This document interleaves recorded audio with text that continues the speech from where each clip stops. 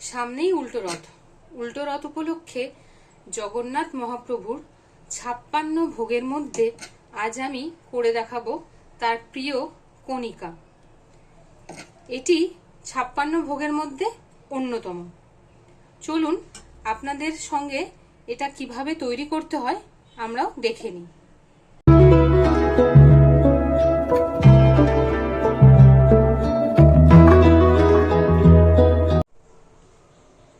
ভগবান জগন্নাথ দেবের ভোগ বানাতে আমাদের লাগবে, কণিকার জন্য লাগবে বাসমতি চাল। এখানে আপনারা কিন্তু গোবিন্দভোগ চাল দিয়েও করতে পারেন।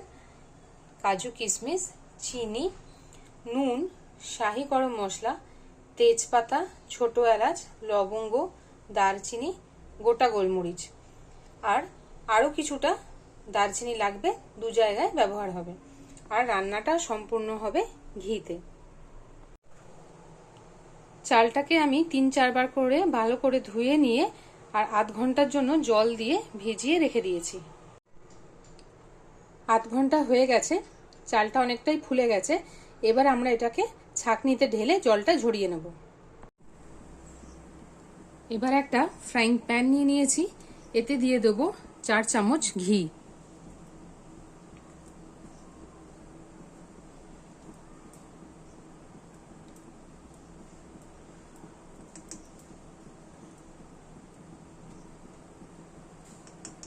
যেহেতু ভোগের রান্না সেহেতু এটা ঘিতে করছি, কিন্তু আপনারা চাইলে এর সঙ্গে সাদা তেল মিশিয়েও নিতে পারেন।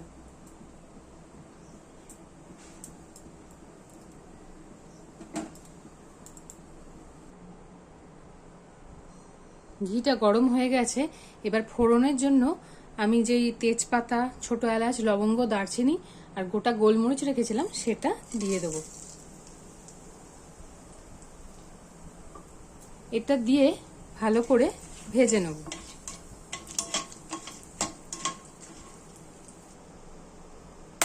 এটা ভাজার একটা সুন্দর গন্ধ বেরিয়েছে।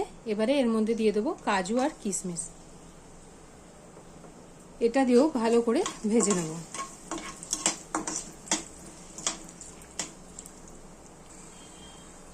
ভালো করে কাজু কিশমিশগুলো ভাজা হয়ে গেছে। দেখুন কিশমিশগুলো খুব সুন্দরভাবে ফুলে উঠেছে। এবার ছাঁকনিতে যে জল ঝরানো চালটা ছিল সেটা এর মধ্যে দিয়ে দেবো।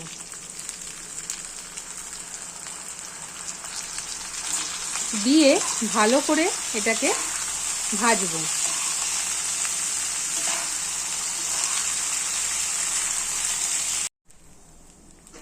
চালটাকে কিন্তু সময় নিয়ে আস্তে আস্তে ভালো করে ভেজে নিতে হবে। চাল ভালো ভাজা হলে ভাতটা কিন্তু, পোলাওটা কিন্তু ঝরঝরে হবে। দেখুন আমাদের চালের কালারটা কিন্তু চেঞ্জ হয়ে একটু ট্রান্সপারেন্ট মতো হয়ে গেছে। এবার এর মধ্যে আমরা মেশাবো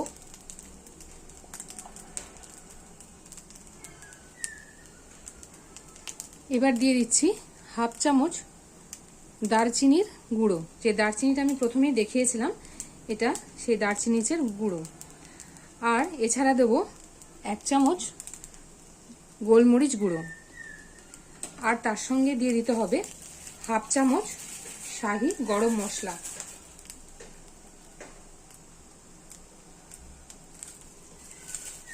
এগুলো দিয়েও ভালো করে মিশিয়ে নেব।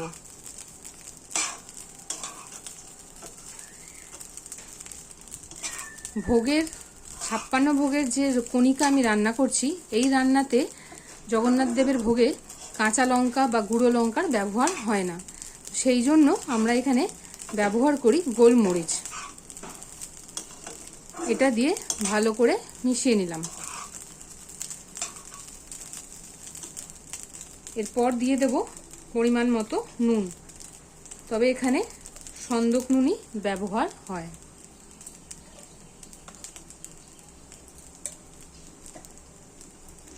ভালো করে মিশিয়ে নিচ্ছি।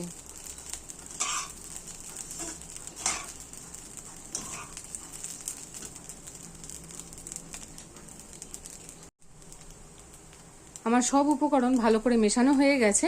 এবারে এর মধ্যে দিয়ে দিচ্ছি গরম জল। আমি 2 কাপ চাল নিয়েছিলাম, তার জন্য লাগবে আমার 4 কাপ জল। যে মেজারমেন্ট কাপ হয় আমি সেই মাপ অনুযায়ী নিয়েছি। আমি জলটা এবারে গরম জল দিয়ে দেবো।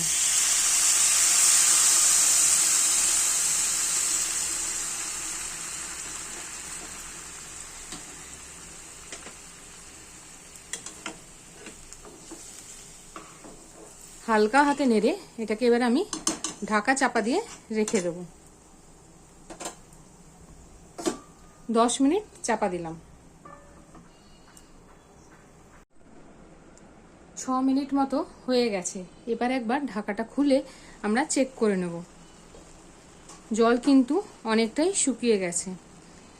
এই সময় আমরা হালকা করে একটু উল্টে পাল্টে নেব।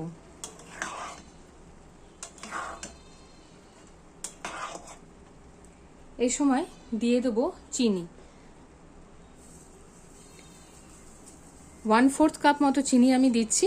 আপনারা চাইলে আপনাদের স্বাদ অনুযায়ী দেবেন। এটাকে এবারে ভালো করে মিশিয়ে নেব।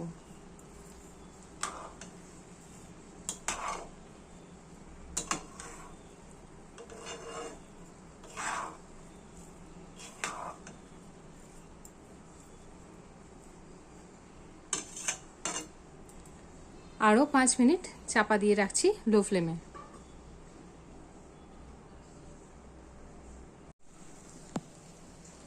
এবারে ঢাকাটা আমরা খুলে নিচ্ছি।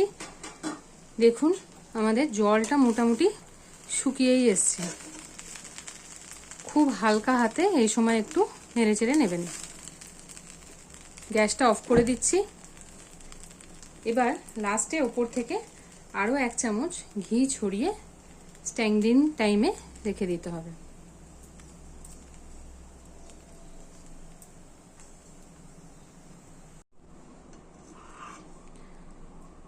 মহাপ্রভুর এই ঝরঝরে কণিকা ভোগটি আমাদের তৈরি হয়ে গেছে।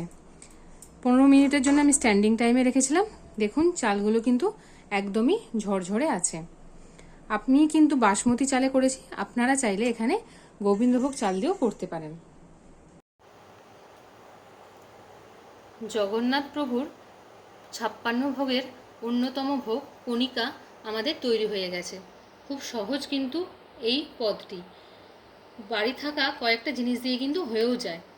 আর এটি জগন্নাথ দেবের খুব প্রিয় ভোগ। এই ভোগটি জগন্নাথ দেব ছাড়াও যে কোনো দিন, নিরামিষের দিন বা যে কোনো ঠাকুরকেই ভোগ কিন্তু দেওয়াই যায়। আপনাদের যদি রেসিপিটা ভালো লেগে থাকে তাহলে লাইক, কমেন্ট, শেয়ার করবেন, সাবস্ক্রাইব করবেন চ্যানেলটা, আর আমার পাশে থাকবেন। জয় জগন্নাথ।